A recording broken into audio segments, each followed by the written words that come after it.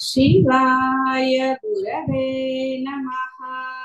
शिवाय गुरवे नमः। शिवाय गुरवे नमः। शिवाय गुरवे नमः। शिवाय गुरवे नमः। शिवाय गुरवे नमः। शिवाय गुरवे नमः। शिवाय गुरवे नमः। शिवाय गुरवे नमः। शिवाय गुरवे नमः। शिवाय गुरवे नमः। शिवाय गुरवे नमः।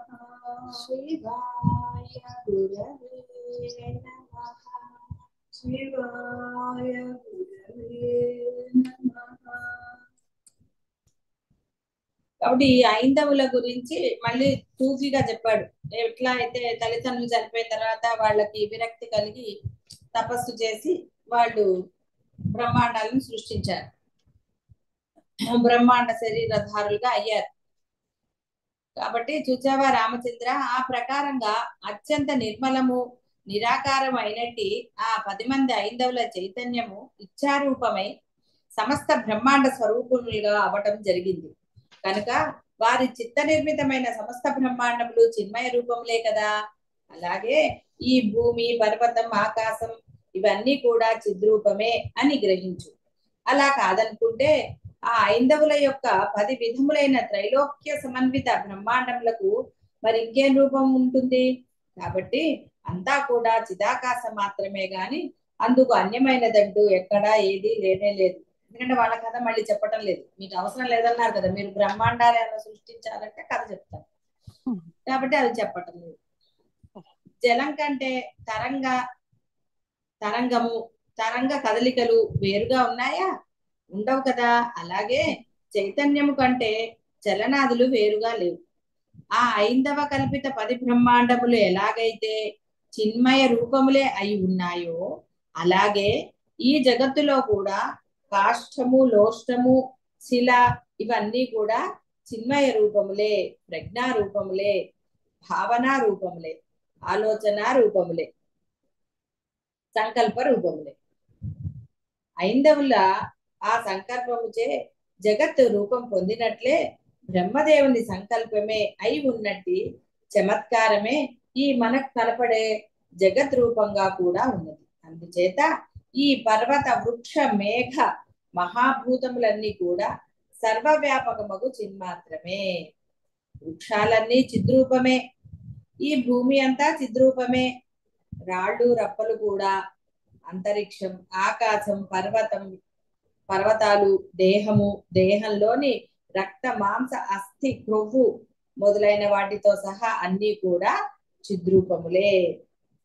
అంతెందుకు, ఇక్కడ చైతన్యము కానిదంటూ ఏదీ లేదు. చిన్మాత్ర ఆకాశంన కుమ్మరి స్వశరీరమైనట్టి చిద్రూపం అనే చంచల చక్రంపై స్వచిత్ శరీరం అనే చిత్ మట్టితో ఈ సృష్టిని నిరంతరం సృష్టిస్తూనే ఉన్నాడు. వాస్తవానికి ఇక్కడ ఏది సృష్టించబడలేదు, ఎందుకంటే చిన్మాత్రం సర్వదా యథాతథం. అంటే అక్కడ వేరేగా ఏదో జరిగిందని బోధ కోసం మాత్రమే చెప్పబడుతుంది.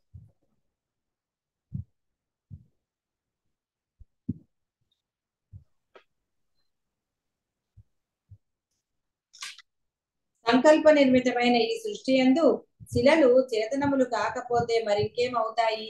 ఏది జడమని అనిపిస్తోందో అది ఆ ద్రష్ట యొక్క అనుభవము, స్మృతి, సంస్కారము, ఇచ్చల సంయోగ ఫలమే.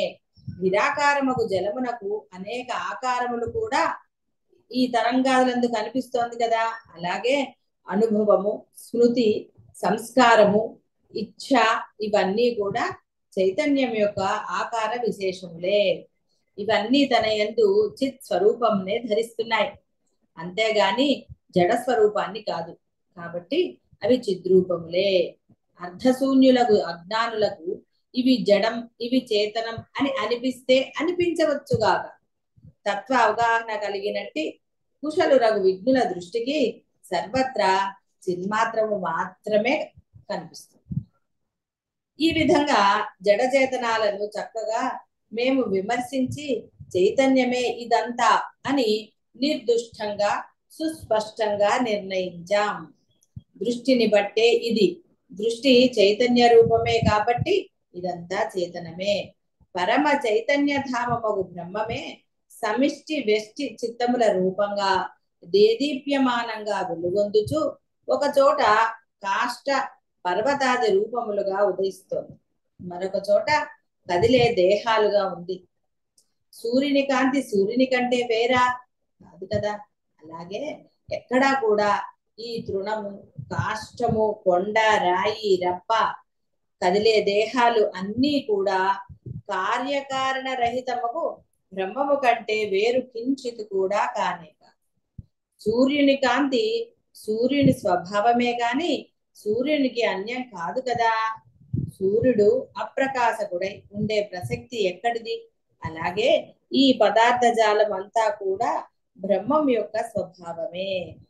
అంతేగాని బ్రహ్మమునకు భిన్నమై జడము లేదు, చేతనము లేదు.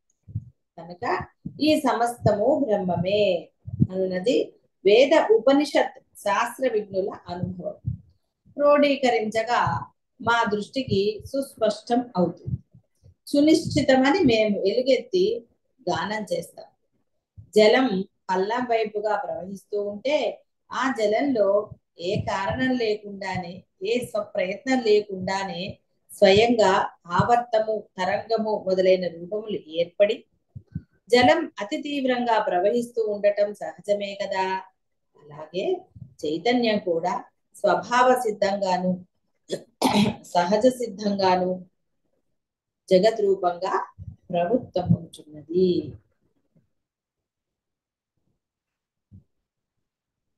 రామచంద్ర, పద్మకల్పమున విష్ణు భగవాను నాభి కమలం యొక్క లీలయే బ్రహ్మదేవుని రూపం.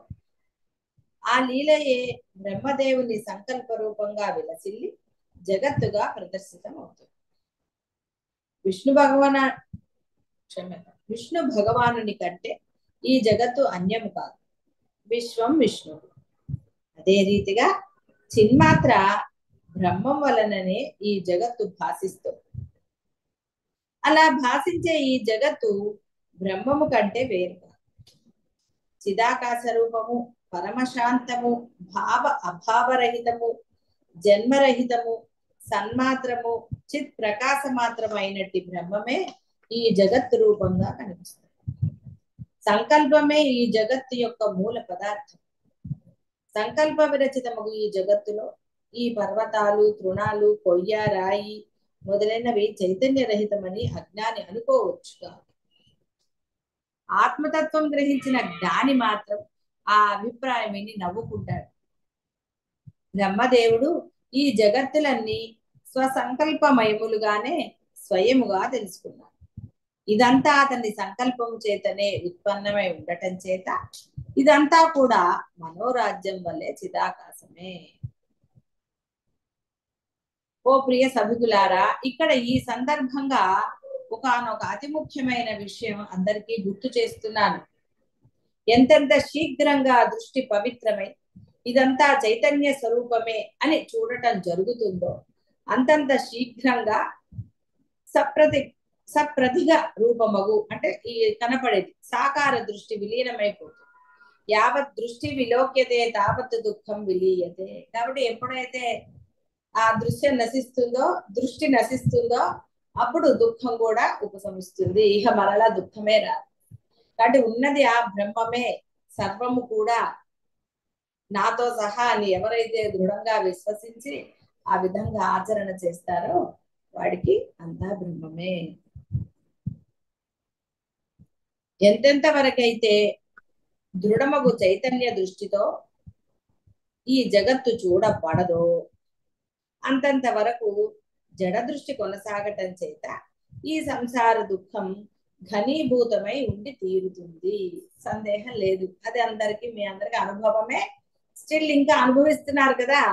నాది ఈ సంసారం, నేను నాది అనుకోవటం వల్ల ఇంకా బాధలు, దుఃఖాలు కలుగుతూనే ఉన్నాయి. ఆశించటం వల్ల దుఃఖమే, కోరిక వల్ల దుఃఖమే. రాగద్వేషాలు దుఃఖాలే, కామక్రోధాలు దుఃఖాలే. కాబట్టి నెగటివ్ ఎప్పుడు కూడా దుఃఖ కారణమే.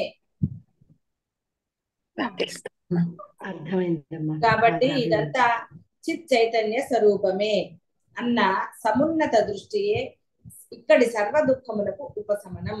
ఓ ప్రియజనులారా, ఎవరైతే దోష దృష్టిచే మూఢులై అంటే ఈ రాగద్వేషాలు కామక్రోధాల దృష్టి ఉన్నవారు వాళ్ళు మూఢులై ఈ జగత్తును జడ దృష్టితో, ఇక్కడి వస్తుజాతాన్ని భౌతిక దృష్టితో, దేహములను రక్త మాంస దృష్టితో, తదితర జనులు వర్ణాది దృష్టితో చూడటం కొనసాగిస్తూ ఇదంతా చైతన్య దృష్టితో వీక్షించరు అంటే చూడరు.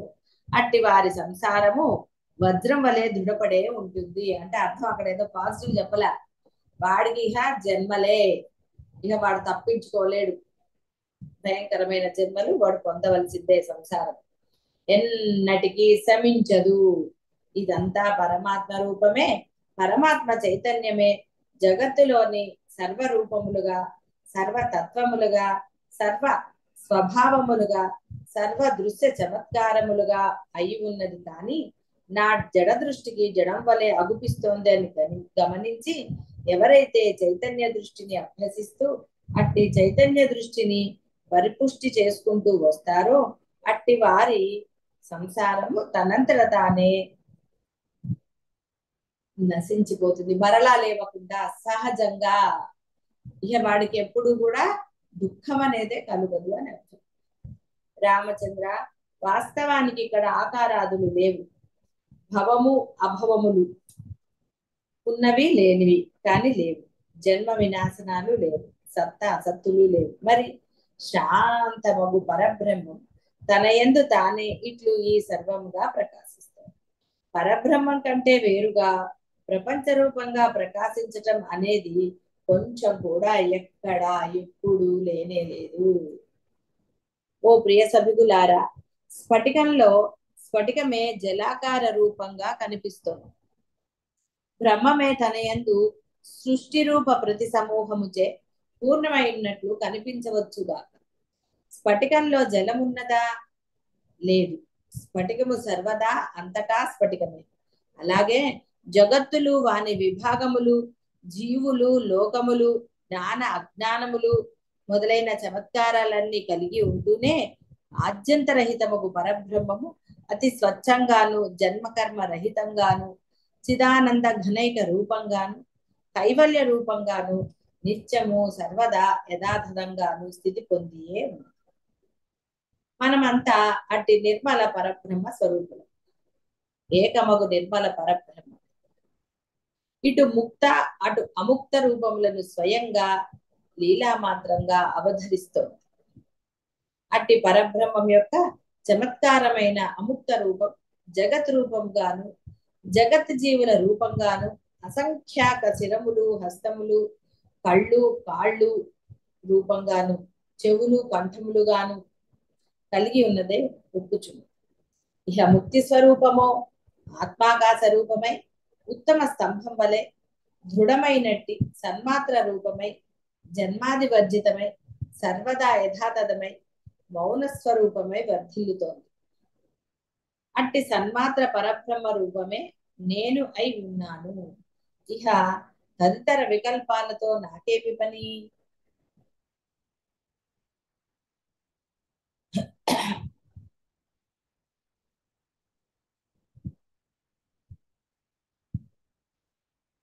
ఈ విధంగా త్రిజగత్తులు కూడా ఏకమైనట్టి సచ్చిన్మాత్రమగు పరబ్రహ్మమే ఇహ అజ్ఞాన దృష్టిచే కనిపించే సాకార భూ జగత్తులేవి ఇక్కడ సంభవమే అవలేదు.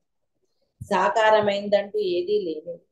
ఇక ఈ సాకారముకు శరీరము మొదలైన పదార్థములెచ్చట ఈ కనిపించేదంతా కూడా నిరాకారమగు బ్రహ్మమే ఈ రూపములుగా వ్యాపించి ఉన్నది.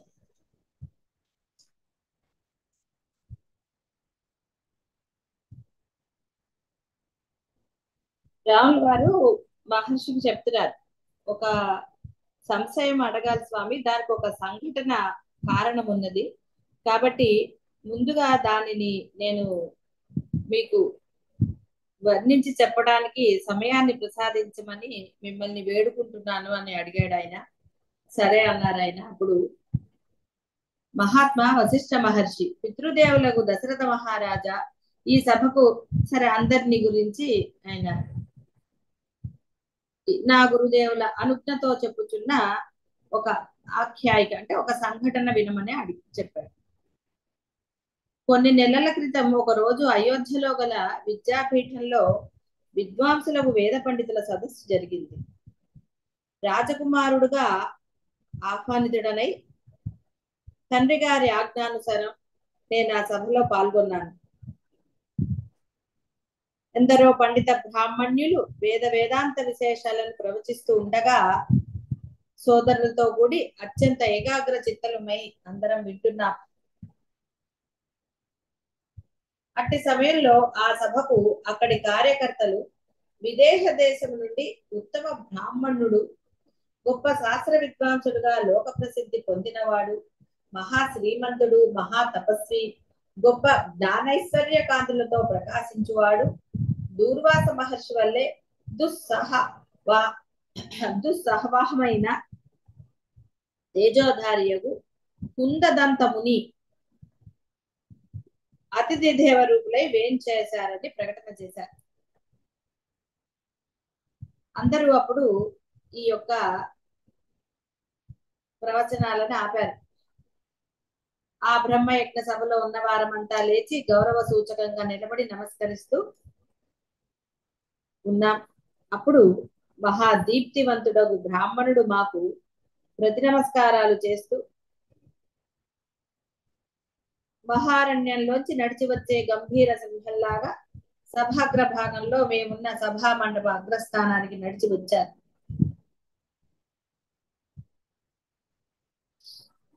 చిరునవ్వుతో నన్ను మా సోదరులను పలకరించి సుఖాసీనులయ్యారు. అప్పుడు నేను లేచి వారి పాదములపై పుష్పగుచ్ఛలు ఉంచి నమస్కరించాను. సరే, అందరం ఆసీనులమై ఉన్నాం.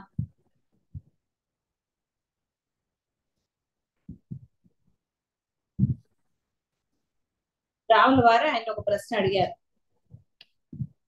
బ్రహ్మ విద్యావరేణ్యులైన ఓ బ్రాహ్మణోత్తమ కుందదంతముని, తమరు విదేహ దేశం నుండి ప్రయాణించి ఎంతో అలసిపోయి ఉన్నారు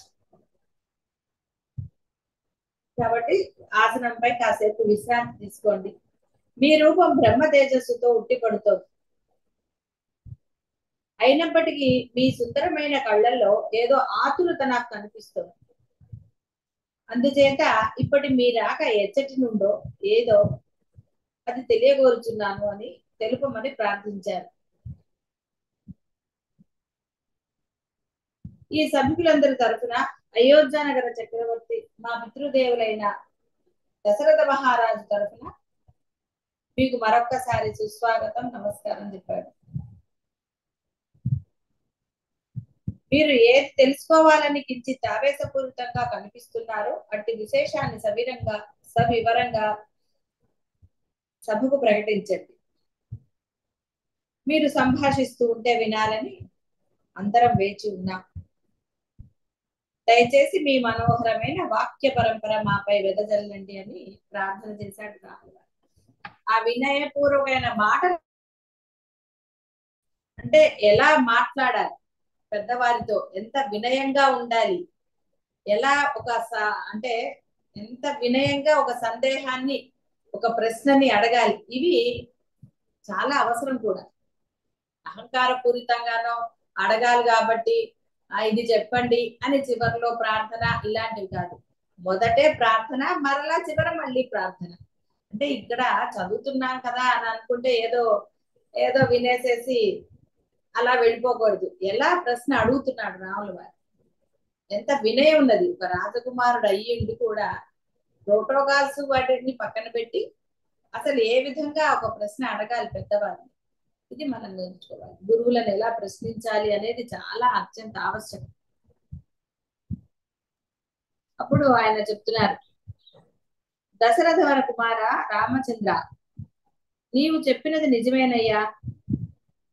అత్యంత సునిశ్చితమైన బుద్ధి కలవాడు కాబట్టే అలా పలికావు.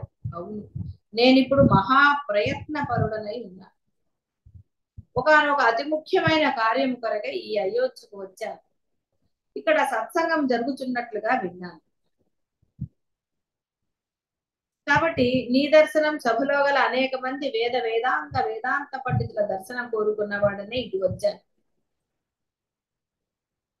రామచంద్ర, సభికులారా, మీ చర్చనీయాంశానికి కొంచెం విఘాతం కలిగించాను. కానీ మీ అతిథి మర్యాదలకు, రామచంద్రుని ఆప్తవాక్య ప్రియత్వానికి పులకితుడనే మీ అందరి అనుజ్ఞతో ఇప్పుడు అస్మత్ సంబంధమైన ఒకానొక జరిగిన సంఘటనను ప్రస్తావిస్తారు. అంటే ఎంతటి అతనికి కానివ్వండి, గురుస్థానంలో కూర్చున్న అతనికి కానివ్వండి, అంటే అంత బ్రాహ్మణోత్తముడా అతను కూడా మహాపండితుడు. అంటే ఆ సంభాషణ యొక్క మనం ఆ మాట తీరు గమనించాలి. మనలో అది ఉంటున్నదా? మనం ప్రశ్న అడిగేటప్పుడు కానివ్వండి, సమాధానం వినేటప్పుడు కానివ్వండి, మన ఎవరితో అయినా సరే, కేవలం గురువుల పట్లే చెప్పట్లేదు, పెద్దల పట్ల మన యొక్క ఆచరణ ఏ విధంగా ఉంటుంది.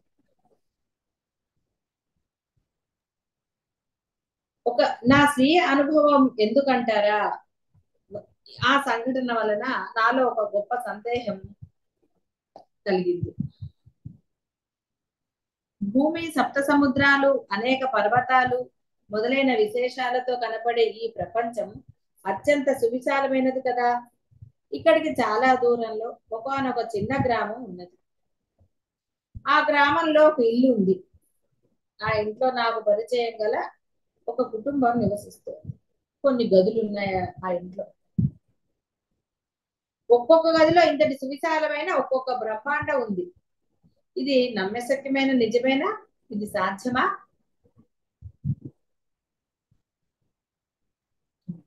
సరే, ముందుగా నా జన్మస్థానముల గురించి విద్వత్ సభకు విన్నవించుకుంటున్నాను.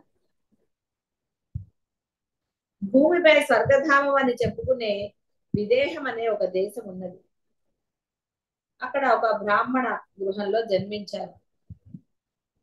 సరే, పుట్టినప్పుడే ఇతనికి దంతాలు ఉన్నాయట, తెల్లటి స్వచ్ఛమైన ప్రకాశాన్ని విరజిమ్మేట. అందుకని అతనికి కుందదంతుడని నామధేయం చేశారట.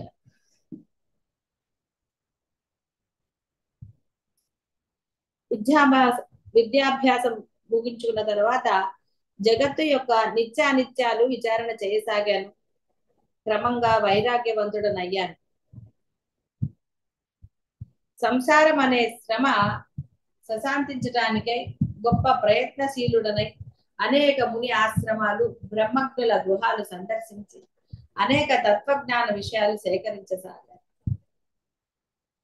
ఒకసారి శ్రీశైలం వెళ్ళాను.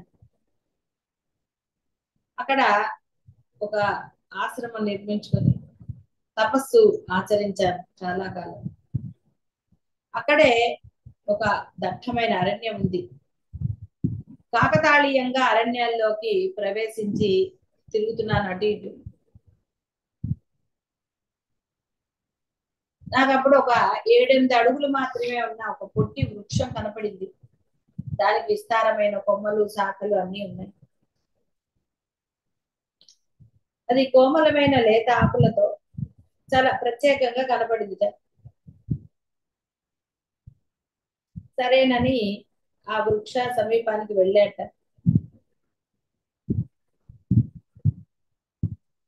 ఆశ్చర్యం! ఆ వృక్షం యొక్క ఒక శాఖకు పాదాలు త్రాళ్లతో బంధించబడి క్రిందకు వేలాడే శరీరము, శిరస్సులతో పవిత్రమైన ఆకారంతో ప్రకాశిస్తూ ఒక మానవ దేహం కనపడింది.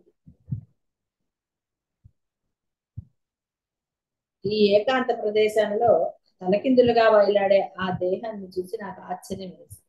ఏమిటి ఇదే అనుకున్నట్ట. ఏదైనా అఘాయిత్యమా? ఎవరైనా దుర్మార్గులు ఈ విధంగా చేశారా అనుకున్నట్ట.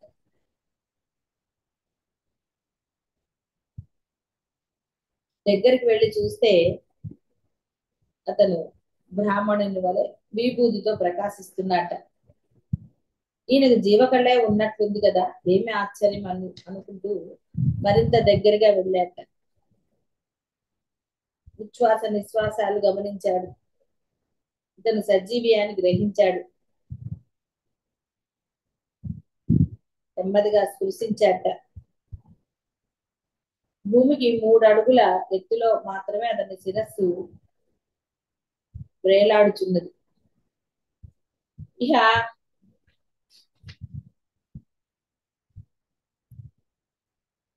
ఆ క్షణం నుంచి సమాధిలో ఉన్న ఆ వ్యక్తికి పరిశుభ్రం, హస్తస్పర్శ మొదలైన వాటితో సేవిస్తూ కొన్ని రోజులు గడిపాను. నేను సేవించడం ఆ వ్యక్తి గమనిస్తూనే ధ్యాన నిష్టను కొనసాగిస్తున్నారని నేను గ్రహించి వారితో సంభాషించాలనే ఉత్సుకతతో ఆ సేవా నిరతిని కొన్ని రోజుల వరకు కొనసాగించాను. క్రమంగా ఆయనకు నాపై విశ్వాసం కలిగినట్లయింది. ఒక రోజు నా వైపు కొంచెం కళ్ళు తెరిచి చూశారు. అప్పుడు, మహాత్మా, మీరెవరు? ఈ అలక్ష్య రూపముకు జీవితం కలవాని ఇక్కడ ఈ దారుణమైన తపస్సు ఎందుకు చేస్తున్నారు అని వినయంగా ప్రశ్నించారు. అప్పుడు ఆయన,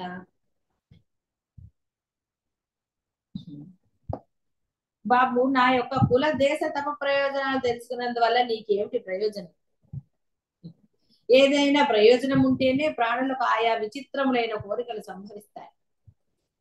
నా గురించి తెలుసుకోవాలనే జిజ్ఞాస వలన నీకు ఒరిగేదేమీ లేదు, జరిగేది లేదు. కనుక నీవు వెళ్ళి నీ యొక్క యథాతథ జీవితం కొనసాగించు అని చిరునవ్వుతో చెప్పి వెంటనే కనుగొన్నాడు.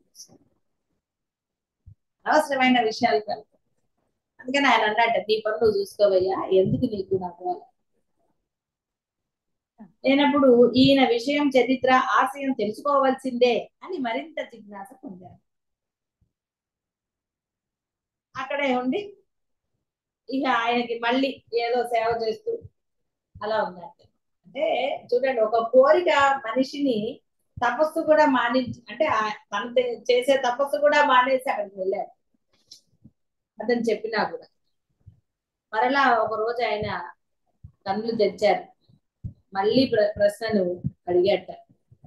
సౌమ్యంగా ఆయన మృదుమధురంగా ఇలా చెప్పాట, ఓ అకారణ మిత్రమా, బాటసారి, నేను మధురా నగరంలో పుట్టాను. శాస్త్రబోధచే తండ్రి గారి పదార్థ జ్ఞానయుక్తుడనైనాను. క్రమంగా యవ్వన దశ పొందాను. నా తోటి మిత్రులు అయితే చక్రవర్తిగానే పుట్టాలి, చక్కగా అన్ని భోగాలు అనుభవించడం జరుగుతుంది కదా అని చెప్పగా, ఆహా, నేను సప్తద్వీపాలతో కూడిన రాజ్యములకు రాజునే, నన్ను అర్థించవచ్చిన జనులకు ఏది కావాలంటే అది ఇవ్వగలిగే సమర్థత ఎలా పొందుతాను అని చిరకాలం ఆలోచించారు. ఆ విధంగా ఈ భూమికంతటికి చక్రవర్తిని కావాలనే ఆశయంతో ఇక్కడికి వచ్చి 12 సంవత్సరాలుగా తపస్సు చేస్తున్నారు. ఇది విషయం, విన్నావు కదా, ఇక వెళ్ళు అన్నట్టు. అప్పుడు ఈయన, ఓ సాధు, మీరు మీ అభిష్ట సిద్ధిని పొందే వరకు మీకు సేవ చేస్తూ మీ రక్షణ అనే రూపంగా నా తపస్సు నేను కొనసాగిస్తాను అన్నట్టు. ఇక అతను ఏం మాట్లాడకుండా తిలవలే మౌనం వహించి మళ్ళీ తపస్సు చేసుకోసాగాడు.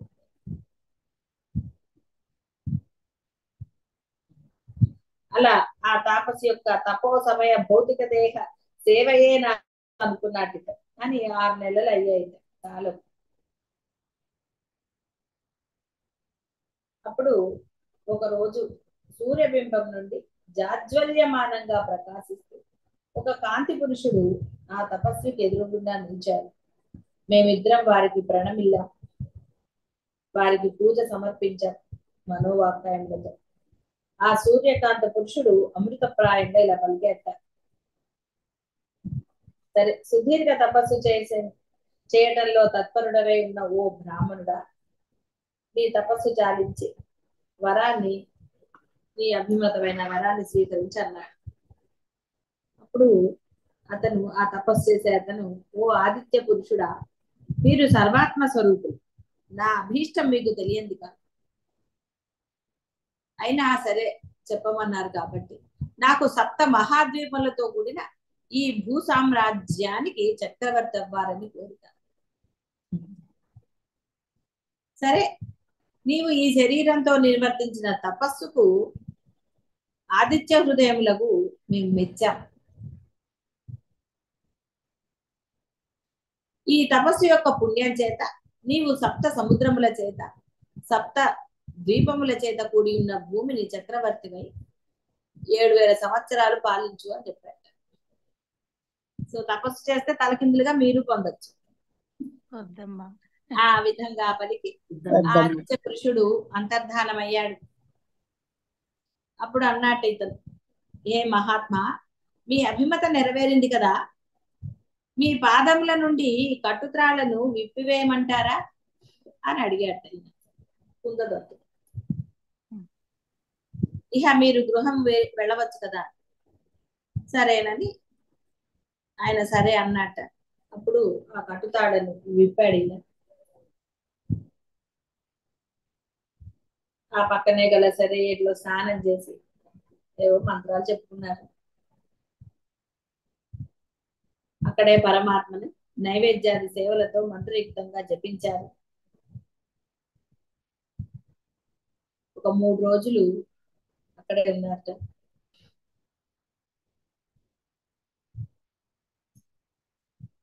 రామచంద్ర సభికులారా, 3 రోజుల తర్వాత ఉదయమే అక్కడి నుండి ఇహ మధురాపురమునకు సూర్యచంద్రుల వలె సంతోషాంత తరంగులమై బయలుదేరాం.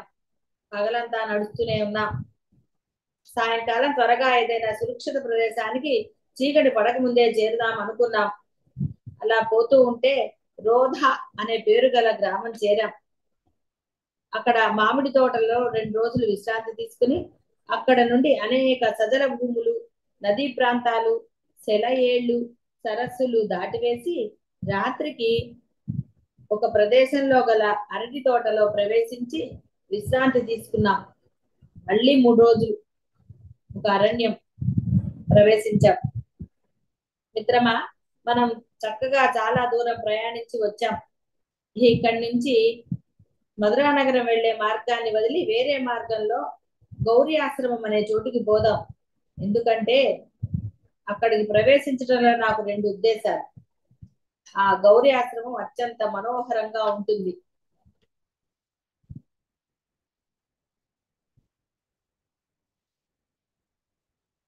నన్ను సేవించినట్టు నీకు ఆ సుందరమైన ఆశ్రమ దర్శన సుఖం లభించాలని నా వేడుక. అనేక మంది మహనీయులు వచ్చి తపస్సు చేసుకుంటూ ఉంటారు. తపస్సుకు సానుకూల్యంగా పర్ణశాలలు ప్రకృతి సిద్ధంగా నిర్మితమై ఉంటాయి. సరే, మొత్తానికి ఏంటంటే బ్రహ్మలోకంతో సమానమైన ఆ ఆశ్రమ దర్శనం చేత చిత్తం యొక్క సర్వదోషాలు శమిస్తాయని చెప్పాడు. తత్వ దర్శనంచే పూర్ణ మనోహర చిత్తులకు మునుల దర్శన భాగ్యం కొరకు, సేవా భాగ్యం కొరకు సుదూర ప్రాంతం నుండి కూడా ముముక్షువులకు జనులు వచ్చి వెళుతూ ఉంటారు. ఇక ధీరులు విద్వాంసులకు మహనీయులతో సంభాషించడం కొరకు వెళ్లే మనవంటి వారి విషయం వేరే చెప్పక్కర్లేదు. మరొక ముఖ్య విషయం ఏమిటి అంటే, మేము 8 మంది అన్నదమ్ములం. అందరం కూడా భూమికి చక్రవర్తి కావాలనే ఆశయంతో తపస్సు ప్రారంభించాం. 6 నెలల తర్వాత మాత్రం నేను శ్రీశైలం వచ్చి ఇక్కడ నా ఇచ్ఛానుసారంగా అరణ్యంలో తపస్సు చేస్తున్నాను. ఇక్కడ ఈ ఆశ్రమంలో ఉన్న నా యొక్క సోదరులు, సరే, వారు కూడా తపస్సిద్ధి పొంది ఉండవచ్చు, చూద్దాం ఏమైందో అని అడిగారు అని చెప్పారు. సరే, మొత్తానికి గౌరీ ఆశ్రమం అనే ఆశ్రమానికి చేరారు. అక్కడ ప్రదేశం అంతా శూన్యంగా ఉందిట. ఇదేమిటి, 12 సంవత్సరాల క్రితం ఇక్కడ గొప్ప వనం ఉండాలి, ఇదంతా శూన్యంగా ఉన్నది ఏమిటని ఆశ్చర్యపోయాడు ఆయన. అసలు ఏమీ లేవుట అక్కడ, కేవలం శూన్యంగా ఉంది. వేడిమిచ్చే సర్వత్రా సంతప్తమైన కొండరాళ్లతో ఉందిట. అయ్యో ఏమిటిది, నా సోదరులు ఏమయ్యారు అని ఆ తాపసుడు కంగారు పడుతూ ఉండగా అలా వెతకగా ఒక వృక్షమే కనిపించింది. ఆ వృక్షము చాలా దట్టమైన కొమ్మలతో ఉంది. ఆ వృక్షపు మొదట్లో ఒక వృద్ధ తపస్వి సమాధి పరాయణుడే కనిపించాడు. సరే, ఆయన సమాధి నుంచి లేచే వరకు ఉండాలి అని చెప్పి నిర్ణయించుకుని అక్కడ ఒక ప్రదేశంలో కూర్చున్నారు వీళ్ళిద్దరు.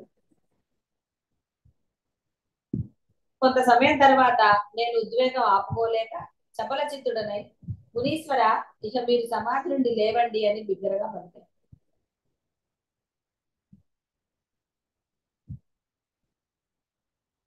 అప్పుడు ఆయన మునివర్యులు సమాధి నుండి మేల్కొని కబుర్లు తెచ్చాక ఆయన అన్నాడు, ఎవరు మీరు? ఈ గౌరీ ఆశ్రమం ఏమైపోయింది? నన్ను ఇక్కడికి ఎవరు తెచ్చారు? ఇప్పుడు ఏ కాలం గడుస్తోంది అని అడిగాట ఆ వృద్ధుడు.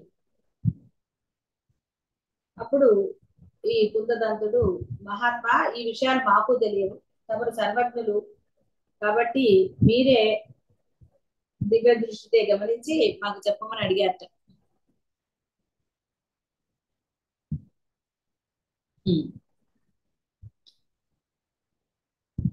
సరే, ఇంకా అదంతా కథలాగానే ఉంది, ఇదంతా రేపు చెప్పుకుందాంలేండి. ఇక్కడ ఎక్కడ మీకేమి ఎక్స్ప్లెయిన్ చేసేది ఏం లేదు కాబట్టి రేపు చూద్దాం దీని సంగతి. సమయం అయినట్టుంది కదా, ఎందుకంటే మీ అందరికి కూడా ఏమి ఇంట్రెస్టింగ్ గా లేదు కదా, ఏదో గురువు గారు చదువుతున్నారు కదా అని శ్రద్ధగా వింటున్నారు. అందుకని రేపు చెప్పుకుందాంలేండి. అలాగే శుభం భూయాలు.